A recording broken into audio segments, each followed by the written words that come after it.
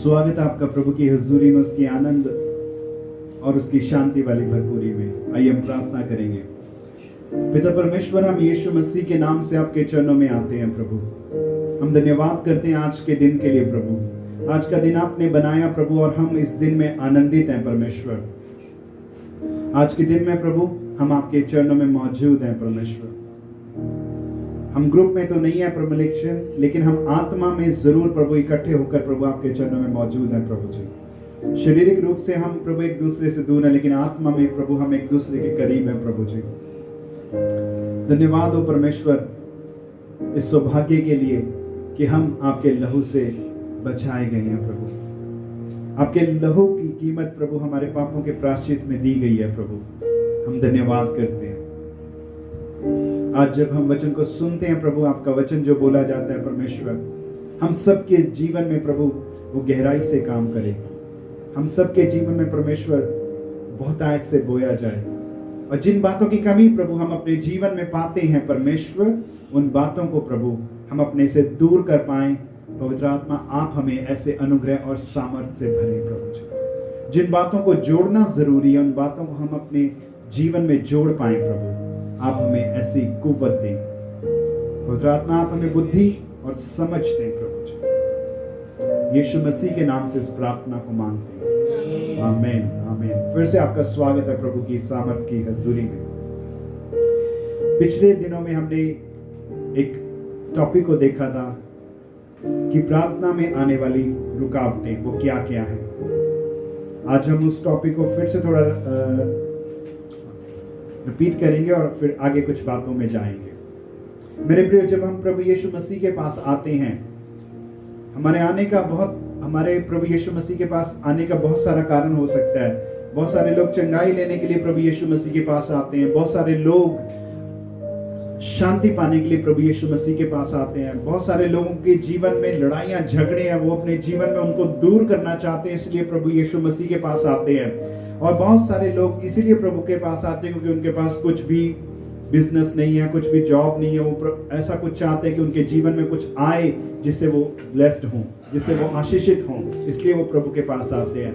हमारा प्रभु के पास आने का अलग अलग जरिया है, लेकिन जब हम प्रभु यीशु मसीह के पास आते हैं और यीशु मसीह को जान लेते हैं, तो हम ये भी जान लेते हैं कि यीशु मसीह ही जीवित परमेश्वर है, जिसने पूरी दुनिया को बनाया, जो पूरी दुनिया के ऊपर राज करते हैं। प्रभु यीशु मसीह ही वो परमेश्वर हैं जो पूरी दुनिया को संभालते हैं, और यीशु मसीह के नाम में आज भी अद्भुत काम होते हैं। यीशु मसीह लगभग 2000 साल पहले इस दुनिया में आए, और यीशु मसीह परमेश्वर थे, परमेश्वर हैं, और वो परमेश्वर रहेंगे। वो पूर्ण मनुष्य बन के हमारे लिए इस दुनिया में आए।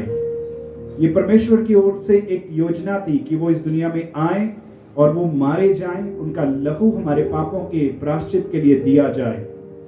बाइबल बताती है उनके शरीर के ऊपर कोड़ों की मार पड़ी, और यीशु मसीह के कोड़े खाने से हम लोग चंगे हुए हैं।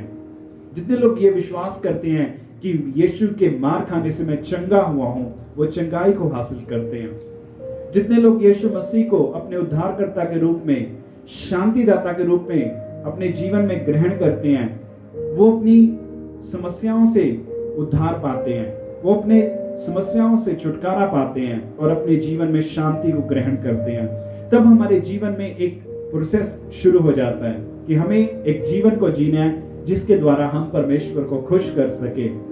और वो बेसिक चीजें होती हैं प्रार्थना करना, प्रतिदिन परमेश्वर की हजूरी में जाना और प्रार्थना करना, प्रतिदिन प्रभु के वचन को पढ़ना और उसको याद रखना और उसके अनुसार अपने जीवन को जीना, प्रतिदिन पवित्रताई और मेल मिलाप का पीछा करना, उसको खोजना, परमेश्वर को खुश करना, प्रतिदिन इस बात का ध्यान रखना कि कोई पाप हमारे जीवन में ना हो, कोई बुराई हमारे मुख से ना निकले, कोई बुरा विचार हमारे मन में ना आए। एक ऐसे जीवन को हम जिए जिसके द्वारा हम परमेश्वर को अपने जीवन में, अपने परिवार में, अपने काम के स्थान पर और समाज में हम यीशु मसीह को दिखा सकें। उन बहुत सी बातों के अंदर एक बात है प्रार्थना करना, रोज प्रार्थना करना। लेकिन बहुत दफा हम प्रार्थना करते हैं, लेकिन फिर भी वो प्रार्थना नहीं सुनी जाती। हम प्रार्थना करते हैं लेकिन फिर भी कुछ बातों का उत्तर हमारे जीवन में नहीं आता। उसमें बहुत सारे कारण हो सकते हैं। हमने लास्ट सेशन में देखा था, 3 बातों को हमने देखा था। यदि हमारे जीवन में पाप है, यदि कोई बुराई पाप हमारे जीवन में है, तो बाइबल कहती है परमेश्वर हमारी प्रार्थना को नहीं सुनते। क्योंकि यूहन्ना उसके 9 अध्याय के 31 वचन में इस प्रकार से लिखा गया है कि पापी की प्रार्थना को परमेश्वर नहीं सुनते। यदि परमेश्वर का कोई भक्त है और उसकी मर्जी के ऊपर चलता है, तो उसकी प्रार्थना को वो जरूर सुनते हैं। और ये बहुत जरूरी बात है कि जब हम प्रभु की हजूरी में जाते हैं प्रार्थना करने के लिए, तब पाप हमारे जीवन में नहीं होना चाहिए। इसलिए जब आप प्रार्थना को शुरू करते हैं तो कुछ समय लीजिए और अपने जीवन को जांचिए और प्रभु से माफी मांगे कि परमेश्वर मुझसे फलाने टाइम वो गलती हुई, मुझसे ये हुआ, मुझसे वो हुआ, प्रभु आप मुझे माफ करें और मुझे ये शक्ति दें कि आगे को ये मैं ना करूं। क्योंकि प्रभु का वचन कहता है, नीति वचन उसके 28 अध्याय के 13 और 14 वचन में, यदि कोई अपने अपराध को मान लेता है तो उसके ऊपर दया होती है, लेकिन यदि कोई अपने अपराध को छिपा कर रखता है, अपने पाप को छिपा कर रखता है, तो उसका काम कभी सफल नहीं होता। यदि हम बिजनेस में लॉस में हैं, यदि हमारे जीवन में बहुत सारे काम है जो अड़े हुए हैं, उनका रीजन ये भी हो सकता है कि अभी तक हमने अपने अपराध को परमेश्वर के सामने नहीं माना।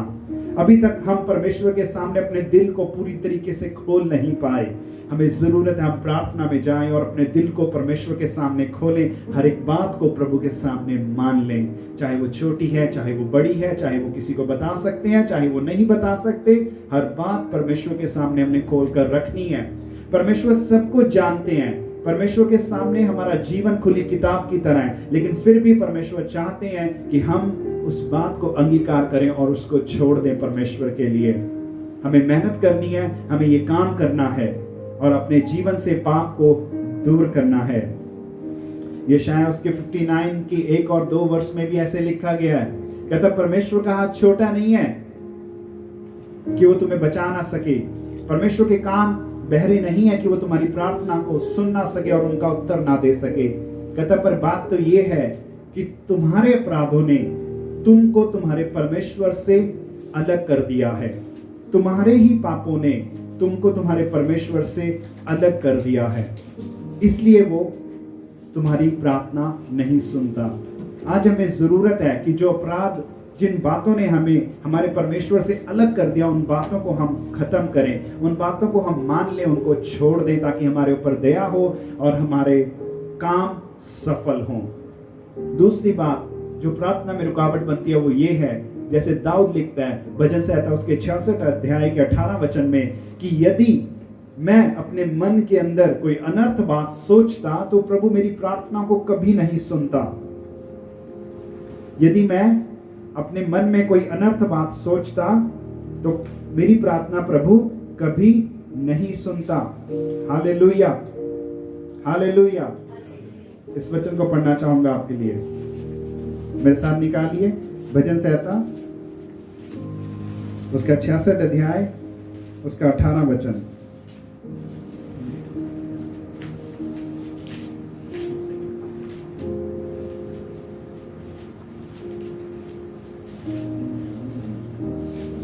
पाप का हमारे जीवन में होना हमारी प्रार्थना को रोक देता है। जी, कहते यदि मैं मन में अनर्थ बात को सोचता तो प्रभु मेरी प्रार्थना को ना सुनता, परंतु परमेश्वर ने तो सुना है और उसने मेरी प्रार्थना की ओर ध्यान दिया है। हालेलुया। हम देख रहे हैं यदि पाप हमारे जीवन में है तो वो हमारी प्रार्थना को रोक देता है। मन के अंदर सोचना भी जरूरी नहीं हम इनएक्ट कोई काम करें, जरूरी नहीं है हम लिटरली कोई पाप करें, चोरी करें, किसी की चीज को उठाएं तभी वो पाप माना जाएगा। नहीं, प्रभु यीशु मसीह उससे कहीं ज्यादा ऊपर की बात करते हैं। कहते तूने मन में सोच लिया तो तूने कर दिया। यदि तूने किसी स्त्री के बारे बुरी नजर डाली, किसी स्त्री के बारे में बुरा विचार किया, तो तुझे करने की जरूरत नहीं है। तूने जब सोच लिया तो तूने कर दिया, तूने कर दिया। ऐसे ही वो कहते हैं, दाऊद कहते हैं यदि मैं अपने मन में कोई अनर्थ बात सोचता हूं, जब मैं अनर्थ विचार करता हूं, तो प्रभु मेरी नहीं सुनता। हमारी प्रार्थना रुक जाती है जब हम मन के अंदर भी पाप करते हैं। इसलिए अपने विचारों को भी शुद्ध रखें, अपनी थिंकिंग में भी, अपने विचारों में भी हमें पाप को नहीं लेकर आना, पाप हमारी प्रार्थना को रोक देता है। और दूसरी बात जो हमारी प्रार्थना को रोकता है वो है विश्वास की कमी। जब हमारी प्रार्थना में विश्वास की कमी होती है तब हमारी प्रार्थना परमेश्वर के पास नहीं पहुंचती। इन पॉइंट्स को जल्दी से इसलिए बात कर रहा हूं क्योंकि हम पिछले सेशन में इसको देख चुके हैं। विश्वास की कमी, मरकुस उसके 11 अध्याय के 23 से 25 वचन में इस प्रकार से लिखा गया है। कहते यदि तू पहाड़ से कहे उखड़ जा और समुद्र में जा पड़ तो वो तेरे लिए चला जाएगा, पर बात यह है कि अपने मन में संदेह ना करे वरन प्रतीति कर ले। इसलिए जब कभी तुम प्रार्थना करते हो तो ये विश्वास करो, ये प्रतीति करो कि वो चीज तुम्हें मिल गई है तो तुम्हारे लिए वो हो जाएगी। क्योंकि याकूब में लिखा है, कहता संदेह करने वाला कुछ भी प्राप्त नहीं कर सकता। संदेह करने वाला उस लहर के समान है जो हवा से इधर उधर उछाली जाती है। ऐसा दोचिता व्यक्ति ये ना समझे कि मुझे प्रभु से कुछ मिलेगा। मरकुस में लिखा गया, कहते इसलिए मैं तुमसे कहता हूं, 24 वचन 11 की 24, इसलिए मैं तुमसे कहता हूं कि जो कुछ तुम प्रार्थना करके मांगो तो विश्वास कर लो कि तुम्हें मिल गया है तो तुम्हारे लिए हो जाएगा। और याकूब 1 अध्याय के 5 से 8 में लिखा है, कहता ऐसा मनुष्य जो प्रतीति नहीं करता, जो विश्वास नहीं करता, वो उस लहर के समान है जो हवा से इधर उधर उछाली जाती है। ऐसा दोचिता व्यक्ति ये ना समझे कि मुझे प्रभु से कुछ मिलेगा। अपने अविश्वास के ऊपर काम करें। विश्वास कैसे आता है मेरे प्रिय? बहुत आसान है। प्रभु का वचन कहता है रोमियो 10 अध्याय के 17 वचन में कि विश्वास सुनने से आता है और सुनना हमें सिर्फ मसीह के वचन से ही है। विश्वास सुनने से आएगा। जो आप सुनेंगे वो आपके अंदर विश्वास को उत्पन्न करेगा। वो आप गलत सुनेंगे, गलत विश्वास को उत्पन्न करेगा। अनर्थ सुनोगे, अनर्थ विश्वास को उत्पन्न करेगा। लेकिन अगर आप प्रभु के वचन को सुनोगे तो आपके अंदर वो सकारात्मक विश्वास को उत्पन्न करेगा। हमें सुनना है, प्रभु के वचन से सुनना है। विश्वास सुनने से आता है और सुनना मसीह के वचन से होना चाहिए। अपने जीवन में इसको लाइफस्टाइल बनाओ, इसको रोजाना की एक आदत बनाओ कि हमें प्रभु के वचन को ही पढ़ना है और इसी को सुनना है। जिन बातों को हम अपने जीवन में लागू करना चाहते हैं वो बातें सिर्फ बाइबल के अंदर से आनी चाहिए। जिन नियमों को हम अपने जीवन के नियम बनाना चाहते हैं वो नियम बाइबल में से आने चाहिए। संसार में बहुत सारे नियम हैं जो बाइबल के ऊपर आधारित हैं लेकिन हमें नहीं पता। लेकिन जब आप बाइबल को पढ़ोगे तब आप जानोगे कि ये संसार तो वाकई ही बाइबल के नियमों पर चलता है, तभी तो ये कायम है। अगर ये बाइबल के नियमों पर नहीं चलेगा संसार तो ये टूट जाएगा। हाँ, कुछ नियम ऐसे भी हैं जो संसारिक हैं, जो शैतानी हैं, उनको हमने नहीं मानना।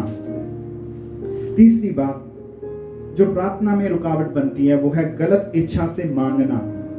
याकूब उसके 4 अध्याय के 3 वचन में लिखा है, कहते तुम मांगते हो और पाते नहीं इसलिए कि तुम जो चीज मिलेगी उसको अपने भोग विलास में ना उड़ा दो। तुम मांगते हो लेकिन पाते नहीं इसलिए कि बुरी इच्छा से मांगते हो। हम जो प्रभु के सामने विनती रखते हैं, जो प्रार्थनाएं हम प्रभु के सामने रखते हैं, वो हमने जांचनी है। क्या ये उचित प्रार्थना है जो मैं प्रभु के चरणों में लेकर जाता हूं? क्या मुझे ये बात प्रभु के चरणों में रखनी है? क्या ये बात सही है? क्या मैं जो प्रभु से मांगता हूं ये मेरी जरूरत है या मेरी इच्छा है? जरूरत आपकी प्रभु पूरी करते हैं। एक बच्चे को फिक्र करने की जरूरत नहीं है कि उसने क्या खाना, क्या पहनना है और कहां उसने रहना, कहां उसने लेटना है। माँ बाप को इसकी चिंता है। अपने बच्चे के लिए वो बेहतर करते हैं। जब दुनियावी माँ बाप जो कि बुरे होते हैं वो अपने बच्चों को अच्छी अच्छी चीजें देना जानते हैं, तो हमारा स्वर्गीय पिता जो कि भला है वो अपने चाहने वालों को, वो अपने प्रेम करने वालों को और उत्तम वस्तुएं क्यों ना देगा। हमारी इच्छा नहीं, जरूरत परमेश्वर पूरी करते हैं हमेशा।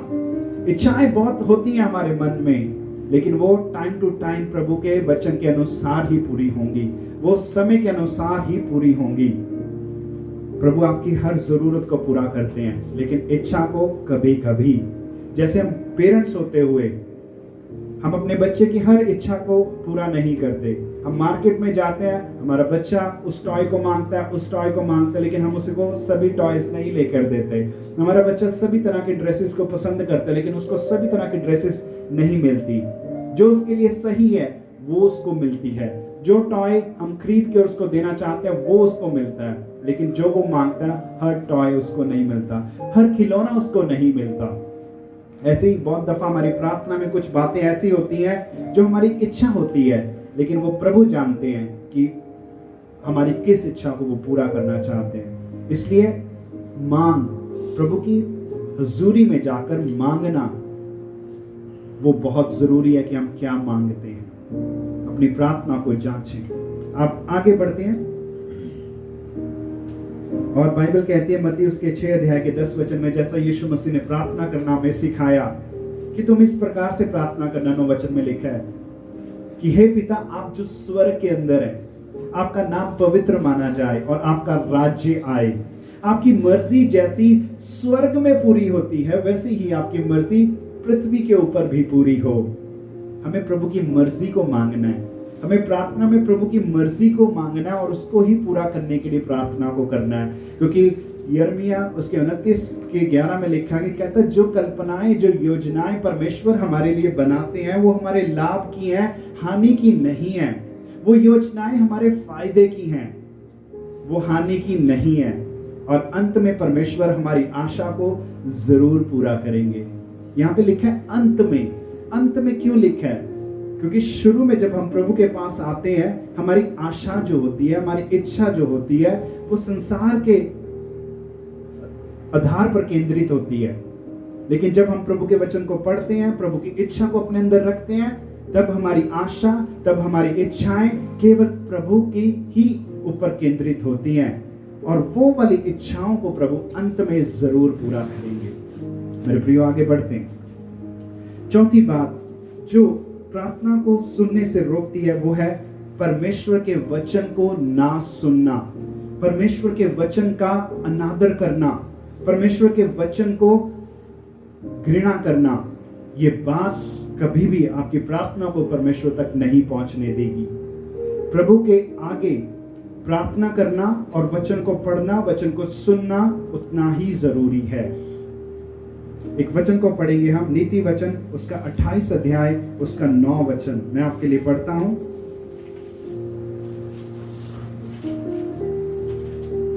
नीति वचन उसका 28 अध्याय और उसका 9 वचन। इसमें लिखा गया है, कहता जो अपना कान व्यवस्था सुनने से मोड़ लेता है, जो अपना कान परमेश्वर के वचन को सुनने से मोड़ लेता है, उसकी प्रार्थना घृणित ठहरती है। जो व्यक्ति प्रभु के वचन को नहीं सुनता और अपने कान को प्रभु के वचन से हटा लेता है, उसकी प्रार्थना घृणित ठहरती है। यदि परमेश्वर के वचन को आप नहीं सुनते, उसके वचन को आप नहीं मानते, तो आप प्रार्थना करना भी व्यर्थ हो जाएगा। प्रार्थना के साथ वचन पढ़ना बहुत जरूरी है। ये कुछ इस प्रकार से है जैसे ट्रेन की पटरी। ट्रेन की 2 पटरियां होती हैं, एक हटा दो तो ट्रेन कभी नहीं चल सकती। ये उसी प्रकार से है प्रार्थना करना, वचन को पढ़ना, वचन को मानना और सुनना, दोनों इकट्ठे होंगे तो मसीही जीवन की रेलगाड़ी चलती चली जाएगी। लेकिन केवल प्रार्थना करना और वचन को ना सुनना, वचन को सुनने से अपने कान को हटा लेना, ये हमारी प्रार्थना को घृणित बना देता है। बाइबल कहती है यहोशू के 1 अध्याय के 8 वचन में, कहती व्यवस्था की यह पुस्तक तेरे चित्त से कभी ना उतरने पाए। यह परमेश्वर का वचन जो हमारे हाथ में है, ये हमारे चित्त से कभी ना उतरने पाए। प्रभु का वचन कहता है दिन रात इसमें ध्यान दिए रहना। ये प्रभु का वचन है, हमें दिन रात इसमें ध्यान दिए रहना है। क्यों देना है? इसलिए कि जो कुछ इसमें लिखा है उसके अनुसार करने की हम चौकसी कर सकें। ये प्रभु का वचन हमें दिया गया है, ये व्यवस्था हमें दी गई है और प्रभु चाहते हैं कि हम दिन रात इसमें ध्यान करें। क्यों दिन रात इसमें ध्यान करना है? ताकि इसके अनुसार जो इसमें लिखा है हम करने की चौकसी कर सके, क्योंकि ऐसा ही करने से हमारे सब काम सफल होंगे। जब हम प्रभु के वचन को अहमियत देंगे, प्रभु के वचन को अपने जीवन में प्राथमिकता देंगे, तब हमारे सब काम खुद म खुद सफल होते चले जाएंगे। परमेश्वर आपको बुद्धि देंगे, परमेश्वर आपको सामर्थ्य देंगे, परमेश्वर आपको आइडियाज देंगे। आपके पास ऐसी बुद्धि होगी जो संसार के पास नहीं है। आपके पास ऐसी ऐसी योजनाएं होंगी जो आपको एकदम से जीवन में सफल बना देंगी। पर लेकिन कब? जब आप व्यवस्था में दिन रात ध्यान दिए रहेंगे और जो कुछ इसमें लिखा है उसके अनुसार करने की आप चौकसी करेंगे, क्योंकि ऐसा ही करने से हम सबके काम सफल होंगे। और प्रभु का वचन कहता है तुम प्रभावशाली होगे, लोगों के ऊपर तुम्हारा प्रभाव होगा, समाज के ऊपर तुम्हारा प्रभाव होगा, तुम्हारे शहर, तुम्हारे स्टेट, तुम्हारी कंट्री के ऊपर तुम्हारा प्रभाव होगा। ये मैं नहीं कहता, ये प्रभु का वचन कहता है। यशायाह उसके 18 अध्याय के 1 अध्याय के 18-19 वचन में इस प्रकार से लिखा है, यदि तुम आज्ञाकारी होकर मेरी मानो। हम प्रभु की बात को कहां से ग्रहण करते हैं? वचन से ग्रहण करते हैं, व्यवस्था से ग्रहण करते हैं। प्रभु का वचन कहता है यदि तुम आज्ञाकारी होकर मेरी मानो तो इस देश के उत्तम उत्तम पदार्थ खाओगे, इस देश के उत्तम उत्तम पदार्थ खाओगे। यदि नहीं मानोगे, बलवा करोगे, तो तलवार से नाश भी किए जाओगे। और प्रभु का वचन कहता है मैं तुम्हें ऊंचे स्थानों पर चलने दूंगा। यदि तुम ऐसा करोगे तो मैं तुम्हें ऊंचे स्थानों के ऊपर चलने दूंगा। अगर हम चाहते हैं हमारी प्रार्थना प्रभु के चरणों में ग्रहण योग्य हो, तो कभी भी वचन की बातों को तुच्छ नहीं जानना। जहां वचन सुनाया जाता है वहां बैठिए और प्रभु का वचन सुनिए।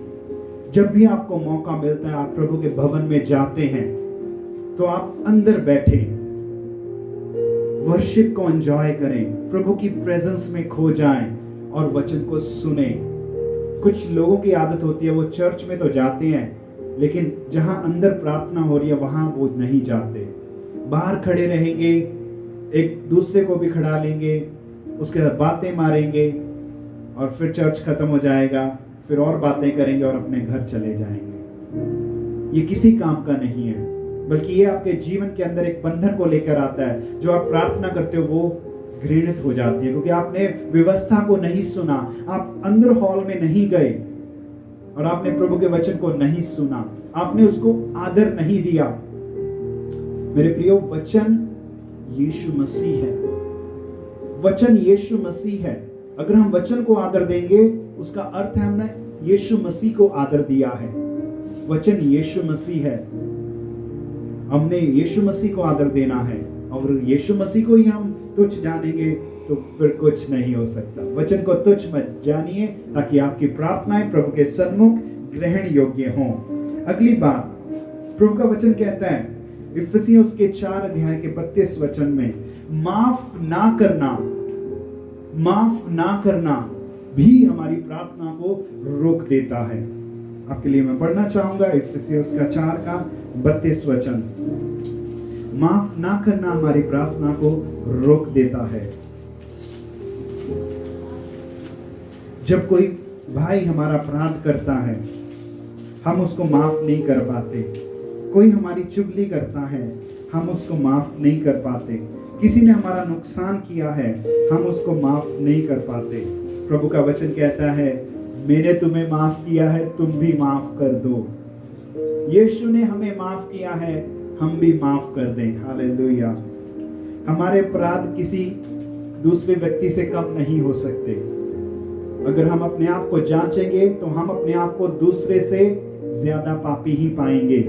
तो जब प्रभु ने हमारे अपराधों को क्षमा कर दिया है, तो हम कौन होते हैं कि दूसरे के अपराध को हम क्षमा ना करें। इस प्रकार से यहां लिखा है इफिसियों के 4 अध्याय के 32 वचन में, कहता है एक दूसरे के ऊपर कृपालु हो और एक करुणामय हो। अपने एक दूसरे भाई के साथ दुनियावी उसमें भी लिखा गया है, दुनियावी संदर्भ में भी ये बात है और मसीही संदर्भ में भी ये बात लिखी गई है। एक दूसरे के ऊपर कृपाल हो, अपने भाइयों के ऊपर कृपालु हो, करुणामय हो। और जैसे परमेश्वर ने मसीह में तुम्हारे अपराध क्षमा किए हैं, जैसे परमेश्वर ने हमारे पापों को क्षमा किया मसीह में, हमें भी एक दूसरे के अपराध को, पाप को क्षमा करना है। प्रभु का वचन कहता है जैसे परमेश्वर ने तुम्हारे अपराध मसीह में क्षमा किए हैं, वैसे ही तुम भी एक दूसरे के अपराध को क्षमा करो। ये प्रभु का हुक्म है, चॉइस नहीं है, ये चुनाव नहीं है मेरे प्रियो कि करना चाहते तो कर दो, अच्छी होगा तुम्हारे लिए, ऐसा नहीं। ये प्रभु का हुक्म है। जैसे परमेश्वर पिता ने हमारे अपराधों को मसीह में क्षमा किया है, हमें भी एक दूसरे के अपराध को क्षमा करना है। हम कोई नहीं होते एक दूसरे के लिए बात करने वाले, हम कोई नहीं है एक दूसरे में नुक्स निकालने वाले। हमें परमेश्वर ने किसी के ऊपर जज नहीं ठहराया। जब तक अभी तक हम दुनिया में हैं, अब तक हम किसी का न्याय नहीं कर सकते। हाँ, एक समय आएगा जब परमेश्वर बहुतों को ये बख्शेंगे कि वो स्वर्गदूतों का न्याय भी करेंगे। और प्रभु का वचन कहता है जब तुम्हें स्वर्गदूतों का न्याय करना है तो क्या तुम इस दुनिया के छोटे मोटे झगड़ों का न्याय नहीं कर सकते? और प्रभु का वचन कहता है तुम अपनी हानि क्यों नहीं उठा लेते? यदि किसी ने तुम्हारे खिलाफ कोई बात कर दी तो वो जस्ट एक बात है, तुम्हारी गोली नहीं लग गई, तुम्हारे चोट नहीं लग गई, क्षमा कर दो, क्षमा कर दो मेरे प्रियो। प्रभु यीशु मसीह ने भी हमें क्षमा किया है। प्रभु यीशु मसीह ने एक दफा एक स्टोरी सुनाई। एक बड़ी व्यक्ति के पास एक नौकर काम करता था। वो उसका देनदार था और अलग अलग बाइबल में अलग अलग उसके कीमत दी गई है। वो ज्यादा देनदार था, तो जब उसके पास लौटाने के लिए कुछ नहीं था तो उस बड़े व्यक्ति ने उसको माफ कर दिया। और जब वो माफी पाकर बाहर निकला तो उसको एक और उसी का देनदार मिला जो बहुत कम उसकी कीमत को भरता था, कम कर्जे में था वो, लेकिन उसने उसको गले से पकड़ा और उससे पैसे मांगे। और जब उसके पास लौटाने को नहीं थे तो उसने उसको पकड़ा और जेल में डाल दिया। जब मालिक को ये बात पता चली कि मैंने इसको माफ किया था लेकिन इसने अपने देनदार को माफ नहीं किया, मैंने इसका ज्यादा माफ किया था, इसने अपने छोटे देनदार को माफ नहीं किया, तो फिर उसको बुलाया गया और उसको मालिक ने बोला अब जब तक तू एक एक रुपया, एक एक पाई नहीं भर देगा तब तक यहां से नहीं छुटने पाएगा। और उसको भी अंदर जेल में डाल दिया गया। मेरे प्रियो, जब परमेश्वर ने हमारे बहुत बड़े अपराधों को क्षमा किया है, परमेश्वर ने हमारे घिनौने से घिनौने पाप को क्षमा किया है, प्रभु ने हमें प्यार किया है, प्रभु ने हमें गले से लगाया है, तो हमें यीशु मसीह जैसी चाल चलनी है। हमें वो स्वभाव रखना है जो मसीह यीशु का भी स्वभाव था। उसने गाली खाकर गाली नहीं दी, उसको धमकी दी गई तो उसने किसी को रिवर्ट में धमकी नहीं दी, बल्कि अपने आप को सच्चे न्याय के हाथ में सौंप दिया।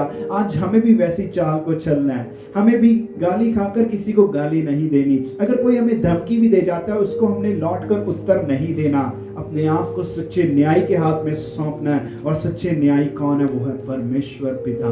अपने आप को पिता के अंदर सौंप देना, अपने आप को पिता की मर्जी में हमें सौंप देना है, जिससे कि हमारी प्रार्थनाएं प्रभु के चरणों में ग्रहण योग्य होए, जिससे कि हमारी प्रार्थना में कोई रुकावट ना आए। पतरस प्रभु यीशु मसीह के पास आया और पूछने लगा, प्रभु यदि मेरा भाई मेरा अपराध करता है तो मैं उसको कितनी बार क्षमा करूं? क्या 7 बार? प्रभु ने कहा मत्ती उसके 18 अध्याय के 21 से 22 वचन में, कहता मैं नहीं कहता 7 बार, बल्कि 7 बार का 70 गुना। हमें अपने भाई को क्षमा करना है। ये दुनियावी संदर्भ में भी है और आत्मिक संदर्भ में भी है, मसीही जगत में भी है। हमें अपने भाई को क्षमा करना है। हम कोई नहीं होते किसी को दोषी ठहराने वाले। हमारे पास ये हक नहीं है कि हम किसी के अंदर कोई कमी को ढूंढें और उसके ऊपर वाद विवाद करें। प्रभु यीशु मसीह ने कहा, कहता दूसरे की आंख के तिनके को तू क्यों देखता है जब तुझे अपनी आंख का लट्ठा दिखाई नहीं देता। हमें दूसरे की आंख में छोटा सा तिनका नजर आ जाता है, लेकिन अपनी आंख में पड़ा हुआ लट्ठा हमें याद नहीं आता। प्रभु कहता है दूसरे को जांचने से पहले अपने आप को जांच ले। दोष मत लगाओ, ऐसा ना हो कि तुम पर भी दोष लगाया जाए। जैसा तुम चाहते हो कि लोग तुम्हारे साथ करें, तुम भी उनके साथ वैसा ही करो। यदि हम चाहते हैं परमेश्वर हमें माफ करे, दूसरे लोग हमसे प्यार करें, दूसरे लोग भी हमें माफ करें, जब हमसे कोई गलती हो जाती है तो हमें पहले दूसरों को माफ करना है। एक माफी के बीज को बीजना है। जैसा हम बोएंगे वैसा हम काटेंगे, ये प्रभु का वचन कहता है। एक मनुष्य जैसा बोता है वैसा वो काटता है। माफ करना सीखें। हम कोई नहीं है किसी के ऊपर दोष लगाने वाले। परमेश्वर है जो हमें जांचता है। परमेश्वर ही हमारा न्यायी है, और वो न्यायी धार्मिक है, वो धर्मी न्यायी है, वो धर्म से न्याय करता है, वो किसी का पक्षपात नहीं करता। एक मनुष्य जैसी चाल चलता है वो उसको वैसा फल देने वाला परमेश्वर है। अपने आप को प्रभु के वचन में सौंप दें, और जैसा परमेश्वर ने हमें माफ किया है हमें भी एक दूसरे को वैसा ही माफ करना है, ताकि हमारी प्रार्थना ना रुके, हमारी प्रार्थना प्रभु के चरणों तक पहुंचे। अगली बात, प्रभु का वचन कहता है याकूब उसके 5 अध्याय के 16 वचन में, मैं आपके लिए इस वचन को पढ़ना चाहूंगा। यदि हम अपने भाई से, यदि हम अपने मसीही भाई से, किसी भी व्यक्ति से सही संबंध नहीं रखते तो हमारी प्रार्थना रुक जाती है। यहां पे लिखा गया याकूब उसके 5 अध्याय का 16 वचन कहता, इसलिए तुम आपस में एक दूसरे के सामने अपने पापों को मान लो। कितनी बड़ी बात यहां पे प्रभु का वचन बोलता है। एक दूसरे के सामने अपने पापों को मान लो और एक दूसरे के लिए प्रार्थना करो जिससे तुम चंगे हो जाओ। धर्मी जन की प्रार्थना के प्रभाव से बहुत कुछ हो सकता है। आपस में एक दूसरे के सामने अपने अपराध को, अपने पापों को मान लो। हम में से कितने होंगे, कितनों के पास ऐसे मसीही भाई बहन होंगे जिनके साथ वो अपने दिल को खोल पाते हैं, और वाकई में जिसके साथ वो अपने दिल को खोलते हैं तो वो उनके लिए प्रार्थना करने वाला ठहरता है, उनको मसीह में अपलिफ्ट करता है, उनको मसीह जीवन में ऊपर को खींचता है। हमने ऐसा बनना है, क्योंकि प्रभु का वचन कहता है यदि हम अपने भाई से सही संबंध रखते हैं तो प्रभु हमारी प्रार्थना को ग्रहण करते हैं। यदि हमारा मसीही किसी भाई से हमारा संबंध सही नहीं है तो हमारी प्रार्थना रुक सकती है। यहां पे लिखा, एक दूसरे के सामने अपने अपराध को मान लो, अपने पाप को मान लो और एक दूसरे के लिए प्रार्थना करो। पहली बात तो हमें दूसरे के ऊपर विश्वास नहीं होता कि अगर मैं इसको अपने कुछ कमी बताऊंगा, मैं इसको कुछ अपने पाप को बताऊंगा, ये मेरा मजाक उड़ाएगा, ये कहेगा तू अभी तक पाप में पड़ा हुआ है।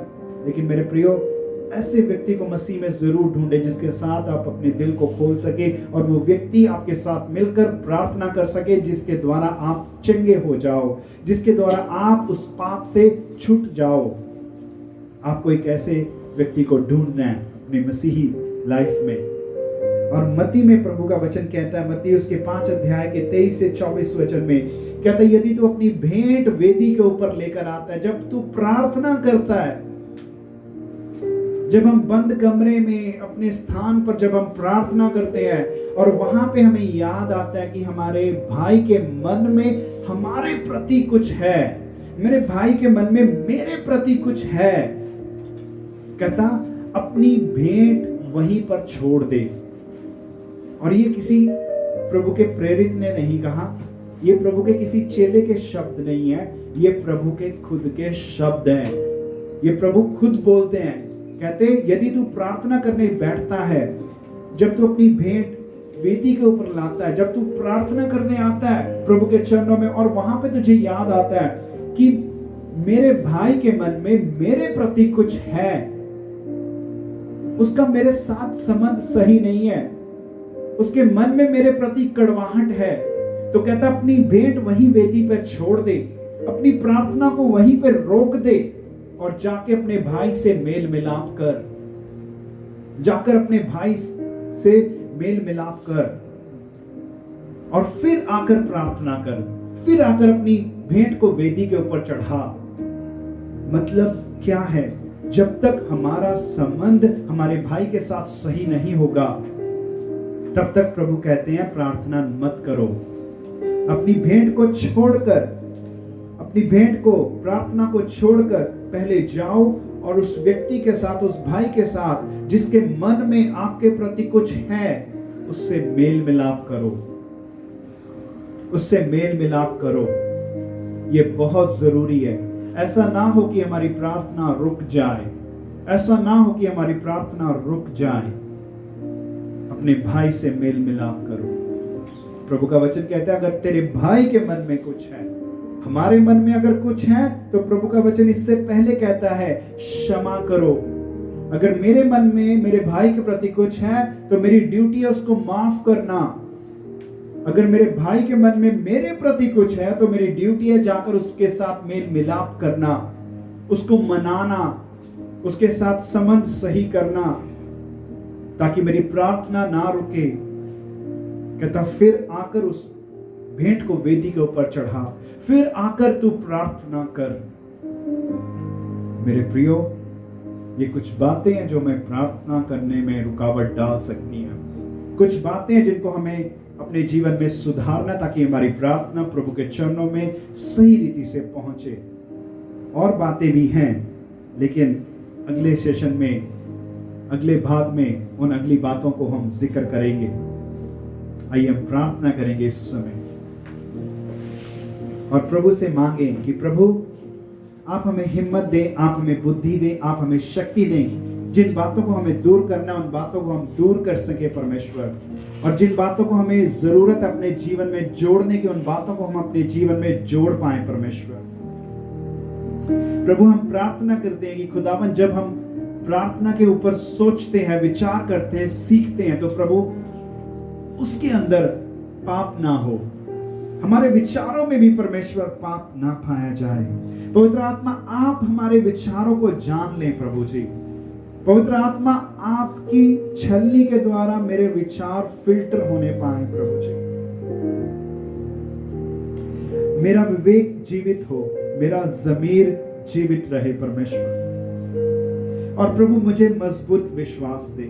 प्रभु मैं प्रार्थना करता, अगर कोई सुनता है और जिसके अंदर विश्वास की घटी है, तो बाइबल कहती है आप विश्वास के कर्ता और सिद्ध करने वाले परमेश्वर हैं प्रभु जी। उस व्यक्ति ने जो आपके पास अपने बेटे को लेकर आया, जिसको मिर्गी वाली दुष्ट आत्मा थी, उसने कहा हे प्रभु मेरे अविश्वास का उपाय कीजिए। प्रभु आज आपसे प्रार्थना करते, अगर हम में से कोई ऐसा है जिसको विश्वास की कमी है, तो आप प्रभु उसके विश्वास को पूरा करें, उसके अविश्वास का उपाय करें प्रभु। और ये होने दो कि हम वचन को ज्यादा से ज्यादा पढ़ें, सुने और विश्वास में मजबूत हों प्रभु। और प्रभु आपकी ओर से हमारे जीवन में यह भी बख्शा जाए कि हम जब प्रार्थना में आते हैं तो हम अपने मुद्दों को सही रीति से आपके चरणों में लेकर आए।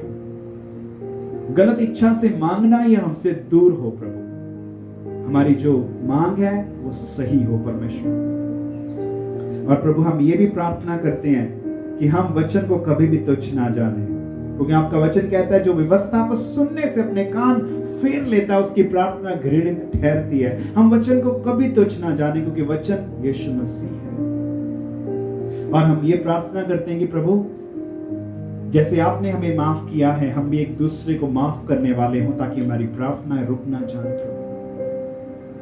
और हम ये भी प्रार्थना करते हैं प्रभु, हमें इस बात के लिए भी सुचेत कर, हमें इस बात के लिए संवेदनशील बना प्रभु, ताकि यदि किसी भाई के मन में हमारे प्रति कुछ हो, तो हम प्रार्थना करने से पहले उसके पास जाएं, उसके साथ मेल मिलाप करें।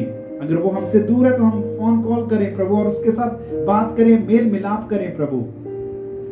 और फिर हम प्रार्थना में आए, और हम जिससे कि हमारी प्रार्थना आपके चरणों में ग्रहण हो सके प्रभु जी। हम आपकी महिमा करते हैं, सब आदर महिमा प्रभु यीशु मसीह हम आपके नाम को देते हैं। आप बढ़े परमेश्वर और हम घटे प्रभु जी। हम इस समय दुआ करते हैं प्रभु जी इस सिचुएशन के लिए कि प्रभु इस समय पूरी दुनिया में कोरोना वायरस है खुदावंद। प्रभु दुनिया आपको भूल चुकी थी, दुनिया ने परमेश्वर अपने रास्ते बना लिए प्रभु, और ये इसलिए हो रहा था कि दुनिया प्रभु आपको जान ले कि अभी भी मनुष्यों के बीच में जीवित परमेश्वर राज्य करता है। अभी भी परमेश्वर ही है जो इस दुनिया को चलाता है, कोई इंसान इस दुनिया को नहीं चलाता, कोई वर्ल्ड पावर इस दुनिया को नहीं चलाती, कोई व्यक्ति कोई प्रधान इसको नहीं चलाता। मनुष्यों के बीच में केवल प्रभुता करता है तो वो परमेश्वर ही है, जीवित यीशु मसीह ही है। और सच में प्रभु हमने ये गवाहियां सुनी है जिन देशों में ये वायरस फैला, और जब वो देश प्रभु तेरी ओर झुके, उन्होंने माफी मांगी। इटली खुदावंद एक बड़ी उदाहरण हमारे सामने है परमेश्वर। जब प्रभु को आपके सामने रोए, आपके सामने उन्होंने पश्चाताप किया प्रभु, तो आपने उनके देश को ज्यों का त्यों कर दिया। किसी समय में वो कोविड-19 के पेशेंट में सबसे ऊपर था, लेकिन आज वो प्रभु 14वें 15वें नंबर पर चला गया, क्योंकि उन्होंने तौबा की, उन्होंने पश्चाताप किया, अपने मार्गों को सुधारा। प्रभु आज हम प्रार्थना करते हैं प्रभु, हम अपने देश के लिए प्रभु, इस दुनिया के लिए प्रार्थना करते हैं प्रभु जी। आप हमारे देश के ऊपर प्रभु, हमारी दुनिया के ऊपर प्रभु दया करें प्रभु जी। हम आपके और हमारे देश के बीच में बाड़े में नाके में खड़े होकर प्रभु अपने देश के पापों के क्षमा के लिए प्रार्थना करते हैं। हमें माफ कर प्रभु, हम वो जीवन को नहीं जिए प्रभु जो हमें जीना चाहिए था। हमने आपको तुच्छ जाना प्रभु जी, हम आपको नहीं मान पाए प्रभु जी।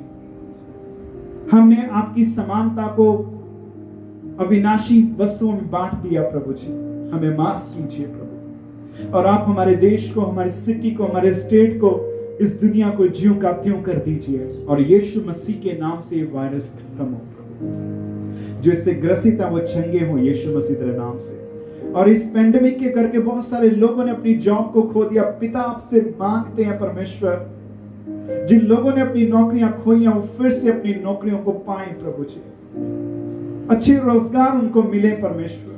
बहुत सारे लोगों की सैलरीज कट चुकी हैं प्रभु जी, वो फिर से अपनी ठीक सैलरी के ऊपर बहाल किए जाए प्रभु। आपसे प्रार्थना करते हैं, आप कर सकते हैं, आपके लिए कुछ भी मुश्किल नहीं है। आप सर्वशक्तिमान परमेश्वर है, आप सर्वशक्तिमान परमेश्वर है, और हम आपसे ही मांगते हैं प्रभु जी। मेरे देश के ऊपर दया कर प्रभु, मेरे भारत के ऊपर दया कर प्रभु। जो लीडर्स हैं, जो अगुवे हैं प्रभु मेरे देश के, उनको बुद्धि दे प्रभु, ताकि इस देश को विकास की ओर लेकर जाएं, वो इस देश को अच्छे से चला पाए प्रभु। उनको भी आशीष दें प्रभु जी। हम अपनी कलीसिया के लिए दुआ करते हैं, फादर्स हार्ट चर्च के लिए हम प्रार्थना करते हैं, फादर्स हार्ट मिनिस्ट्री के लिए हम प्रार्थना करते हैं प्रभु। एक एक व्यक्ति को आपके लहू में छिपा देते हैं प्रभु। हम शारीरिक रूप से दूर हैं, लेकिन हम आत्मा में एक दूसरे के करीब है प्रभु जी। पूरी कलीसिया को आपके हाथों में सौंपते हैं प्रभु। एक एक व्यक्ति को आपके लहू में छिपा देते हैं प्रभु। आपकी सुरक्षा, आपकी प्रेजेंस, आपकी हजूरी हर एक के मध्य में, परिवार में, जॉब के स्थान पर प्रभु जी, और पर्सनल लाइफ में बनी रहे प्रभु जी। और जब हम फिर से इकट्ठे कलीसिया के रूप में मिले, तो हमें बढ़ती हुई कलीसिया के रूप में मिले परमेश्वर। धन्यवाद हो प्रभु, आपने अब तक संभाला है, आगे भी आप ही हमें संभालेंगे परमेश्वर। सब आदर महिमा प्रभु यीशु मसीह हम तेरे नाम को देते हैं, यीशु नाम को देते हैं। ये नाम हमेशा बढ़ता चला जाए। हम इस बात को मान लेते हैं और पूर्ण विश्वास करते हैं कि इस जमीन का हर एक घुटना प्रभु यीशु मसीह आपके सामने झुकेगा, हर एक जुबान ये अंगीकार करेगी कि यीशु मसीह ही परमेश्वर है, यीशु मसीह ही परमेश्वर है। प्रभु आपकी सामर्थ, आपका ज्ञान, आपका प्रेम प्रभु सबके ऊपर प्रकट हो प्रभु। आप भले परमेश्वर, आप प्रेमी परमेश्वर हैं। आप भले बुरे दोनों के ऊपर सूर्य को उदा करते हैं।